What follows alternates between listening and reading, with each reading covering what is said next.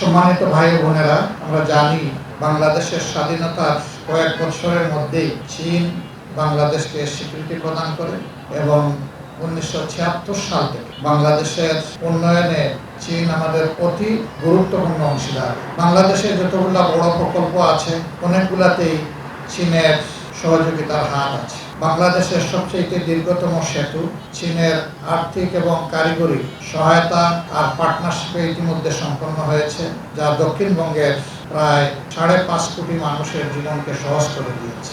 বাংলাদেশের জনগণের পক্ষ থেকে রিপাবলিক অফ চায়না, তার সম্মানিত প্রেসিডেন্ট শি জিনপিং এবং চায়নার জনগণকে আমরা আন্তরিক ধন্যবাদ ও কৃতজ্ঞতা জানাচ্ছি। চীনের এই যাত্রা আমাদের জীবনের সাথে অঙ্গাঙ্গিভাবে জড়িত এবং মুসলমানদেরও একটি ঐতিহ্যগত সম্পর্ক চীনের সাথে রয়েছে। চীন থেকে গুরুত্বপূর্ণ ব্যক্তিরা এখানে এসেছেন, তারা এখানকার সমাজ পরিবর্তনে অবদান রেখেছেন। আবার এই অঞ্চল থেকেও জ্ঞানী গুণী ব্যক্তিরা তাদের জ্ঞানের পরিসর আরও বৃদ্ধি করার জন্য চায়না সফর করেছেন।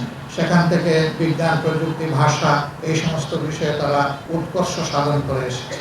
দুনিয়ার ভাষার দিক থেকে যে সমস্ত জাতি খুবই কাছাকাছি, তাদের মনের আদান প্রদান তা হয় চমৎকার। আমরা চাই যে চীনের সাথে আমাদের ভাষাগত এই বন্ধন আরো সুদৃঢ় হবে, তাহলে আমাদের হৃদয়ের বন্ধনও আরো সুদৃঢ় হবে। চায়নার সরকার ইতিমধ্যেই বাংলাদেশে অনেকগুলা কল্যাণমূলক কাজের পদক্ষেপ নিয়েছেন।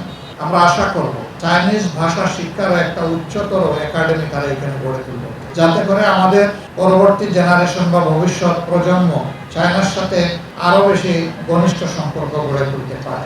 আজ বিশ্বে যে কয়েকটি দেশ বিজ্ঞান, প্রযুক্তি, প্রকৌশলে একেবারেই সামনের সারিতে থেকে নেতৃত্ব দিচ্ছে, চায়না তার অন্যতম গুরুত্বপূর্ণ দেশ।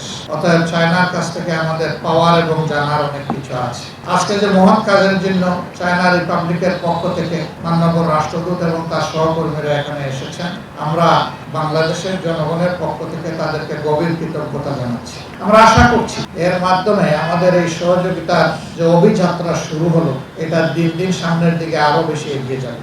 চায়নার মাননীয় আহ্বান জানাতে চাই, বিশাল একটি দেশ চায়না, আপনারা বিভিন্ন পলিটিক্যাল পার্টিকে সেখানে সম্মানিত করছেন, দাওয়াত দিয়ে নিয়ে যাচ্ছেন। তার পাশাপাশি আমাদের দেশের সাংবাদিক মহল, বুদ্ধিজীবী, শিক্ষাবিদ যারা, তাদেরকে আপনারা এই সুযোগটা বেশি বেশি করে তৈরি করে দেবেন।